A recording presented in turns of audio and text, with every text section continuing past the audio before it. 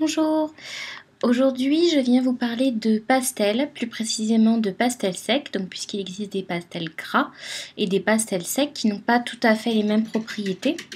Je vais vous présenter les généralités aujourd'hui, je referai une petite session pour voir exactement comment on procède lors d'un tableau pastel. Aujourd'hui je vais vraiment vous présenter le matériau. Donc pour commencer, sur quel support ? Alors, le pastel sec, de préférence, choisissez un papier relativement épais, 120 voire 160 grammes, voire plus. Vous pouvez utiliser des papiers blancs, mais vous pouvez également utiliser des papiers colorés si vous laissez le fond transparaître dessous votre dessin. Ça vous permettra de donner de l'intensité, ça vous permettra d'avoir un fond particulier. Bon, il y a tout un tas de raisons qui font qu'on peut avoir besoin d'un papier coloré. Donc il existe des pochettes, je vous présente la mienne. Donc c'est une pochette canson mi-teinte. Donc ça existe en pochette, ça existe là en petit carnet. Donc là il y a une infinité de coloris de couleurs, ce qui vous permet selon des dessins que vous voulez faire de choisir la teinte qui correspond le mieux. Vous pourrez utiliser, par exemple, si vous faites un portrait, vous pouvez utiliser un fond coloré, sachant que vous ne ferez pas le fond. Maintenant, si vous travaillez par exemple sur un paysage, vous allez peut-être vouloir mettre dessous une teinte verte parce que vous allez travailler légèrement avec votre pastel et ça vous permettra de laisser transparaître par endroits le fond, ce qui donnera de la profondeur à votre dessin. Ensuite, les pastels proprement dits, donc ça se présente en petits bâtonnets comme ceci. C'est des petits bâtonnets de craie, c'est très sec. En fait, on dirait un peu de la craie pour tableau, puisque ça va tout de suite sur les mains. Donc, on s'en met facilement partout, il faut faire attention. Couvrez-vous bien. Ça se retire très facilement, donc il n'y a pas trop de risque de se tacher ou quoi. Même si vous en mettez sur vos vêtements, ça s'en va facilement.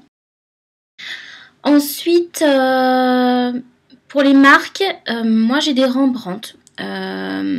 C'était la marque qui m'avait été conseillée. De ce que j'ai pu lire, c'est une très bonne marque, c'est des très bons pigments. Donc c'est vrai que plus vous mettrez cher dans le prix de vos pastels, plus ce sera des pigments de bonne qualité, plus vous aurez des couleurs lumineuses, des pastels qui auront un bel effet. Des belles couleurs. Maintenant, ça coûte relativement cher. Donc, si vous voulez vous lancer dans le pastel, que vous n'êtes pas vraiment sûr, donc soit vous commencez par des petites pochettes avec peu de couleurs, une dizaine, une vingtaine de couleurs, voilà, et vous essayez à ça. Soit vous essayez d'abord, pareil, sur des petites pochettes de pastel moins chères, de moins bonne qualité. Et si vraiment vous vous plaisez au pastel, après, vous pourrez investir dans des boîtes plus importantes. Donc, justement, parlant de boîtes, je vous présente tout de suite mes boîtes. Je vous ai fait une petite vidéo, donc je vous la laisse. Comme vous le voyez, j'ai donc pas mal de teintes, chaque teinte étant à chaque fois dégradée du plus clair au plus foncé, ce qui me permet de varier les intensités et les couleurs très facilement. Après, on n'est pas obligé de commencer avec autant de coloris, mais c'est vrai que pour profiter à fond des pastels, c'est bien d'avoir pas mal de couleurs. Après, les pastels se mélangeant facilement entre elles, vous pouvez faire avec beaucoup moins sans souci. Voilà, donc sur après l'utilisation même du pastel, donc voilà comment ça se passe. Donc j'ai un papier là, c'est un papier pour aquarelle je crois à la base, mais bon, l'essentiel c'est qu'il ait un léger grain et l'essentiel c'est qu'il soit un peu épais. Donc comment utiliser le pastel? Vous voyez que le pastel va vous procurer des marques plus ou moins épaisses. On va pouvoir travailler sur les parties fines de la craie pour faire des tracés fins, un peu comme un crayon. Vous allez donc pouvoir dessiner avec. Et vous pouvez utiliser les parties plus épaisses. Et le principe du pastel, c'est que donc on peut travailler légèrement, on peut travailler de manière plus épaisse, on peut repasser par-dessus, on peut faire des textures différentes, donc c'est-à-dire qu'on peut utiliser des tracés, voilà, plus petits, plus fins, des aplats. Et également, le grain du crayon va transparaître là-dessous, le grain du papier va transparaître là-dessous. Donc, ça vous permettra d'avoir des effets différents. Le principe du pastel aussi, du pastel sec, c'est qu'on va pouvoir le mélanger avec d'autres pastels, avec soit des textures qui vont se chevaucher et qui vont permettre des rendus encore différents. Donc on pourra aussi travailler le pastel en zone plus importante, toujours en appuyant assez finement, et on va pouvoir mélanger les couleurs avec un système d'estompe. Le pastel va s'étaler. À savoir que quand vous utilisez l'estompe, le rendu va être beaucoup plus doux, beaucoup moins intense. Vous allez perdre en luminosité et en pureté de la couleur, hein, puisque vous allez un peu mélanger. Par contre, ça va être très pratique pour des fonds ou pour des choses que vous voulez douces. Donc c'est une autre. Alors que si vous travaillez au trait et que vous allez mélanger les traits de pastel, vous allez mélanger les couleurs entre elles, tout en gardant cette puissance du pastel, cette puissance de lumière, cette puissance de couleur. Et vous allez également jouer sur des textures, ce qui va donner beaucoup de vivacité à votre tableau. Donc si vous voulez un petit conseil, donc moi ce que je vous conseille si vous voulez travailler le pastel, moi j'aime bien travailler le pastel sur des grandes surfaces, mais commencez quand même par des choses pas trop grandes parce que c'est long, voilà. Si vous travaillez sur des grandes surfaces, pensez à faire des pauses parce que tant que vous êtes dessus, vous allez être en plein dedans, à la fin vous voyez plus rien. Donc c'est valable d'ailleurs pour n'importe quel dessin. Pensez à prendre des pauses, à vous aérer, à sortir un peu, à revenir, quitte à laisser le dessin pour la journée, à revenir le lendemain. Et ça va vous permettre, quand vous allez revenir, d'avoir un œil plus frais et de voir de nouvelles choses, de voir votre dessin d'un regard neuf, de voir là où ça pêche, de voir là où, au contraire, ça a besoin de plus de vivacité, là où voilà. N'hésitez pas non plus à demander des conseils à des amis, de la famille, des gens qui passent par là. Les personnes qui voient votre tableau d'un regard neuf ne verront pas la même chose que vous qui êtes constamment dessus. Et voilà, sachant que le pastel est une matière où on met quand même du temps. Ça met du temps, on est longtemps dessus. C'est vrai que c'est bien d'avoir régulièrement un regard neuf.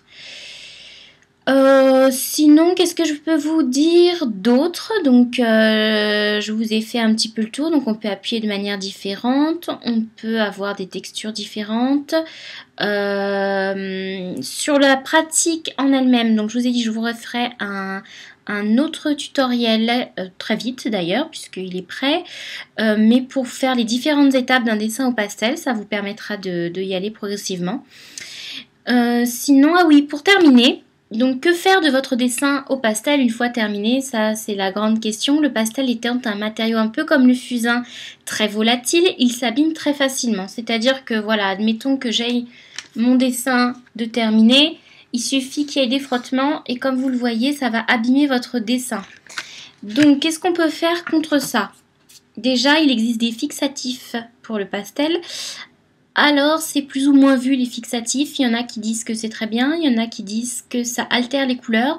Allez-y légèrement sur les fixatifs. À savoir que, pour dépanner, on va dire, les bombes de fixatifs pour cheveux en spray, pas les gels, hein, mais les sprays pour cheveux font un très bon fixatif. Pour les pastels, moi je les ai utilisés sur des pastels, ça n'a jamais bougé. Ça fixe peut-être moins lourdement d'ailleurs et ça permet d'être plus léger dessus et voilà. Bon.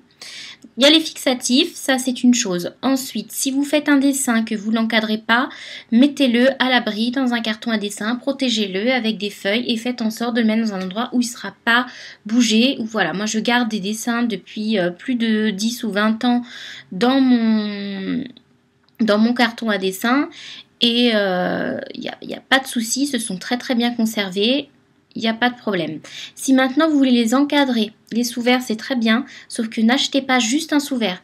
Achetez ce qu'on appelle des Marie-Louise, c'est un petit carton qui se met autour de votre dessin et qui va venir faire une lame d'air entre la vitre et entre votre dessin. Et parce que, comme je vous l'ai dit, le pastel ne supporte pas le frottement, la lame d'air va le protéger et là, votre dessin ne bougera pas, vous pourrez l'accrocher. Il n'y aura aucun souci, c'est pareil, j'ai un pastel accroché dans mon salon et il n'y a pas eu de souci. Celui-ci, c'est pas un pastel, c'est de la craie comté, c'est légèrement plus gras et un peu moins volatile. Donc là, j'ai pas eu de souci, j'ai mis directement un sous-vert. Celui du salon est un vrai pastel et celui-ci, il a une Marie-Louise. Voilà tout ce que je vous dis. Donc je vois que ça fait 10 bonnes minutes déjà que je vous parle. Donc je vais vous laisser là. Et je vous retrouve très vite déjà pour la fin de de notre pas à pas au pastel justement. C'est pour ça que je voulais vous faire la petite intro au pastel. Et pour la suite du tuto pastel qui sera les différentes étapes d'un dessin au pastel. Voilà, je vous laisse là et je vous dis à très bientôt.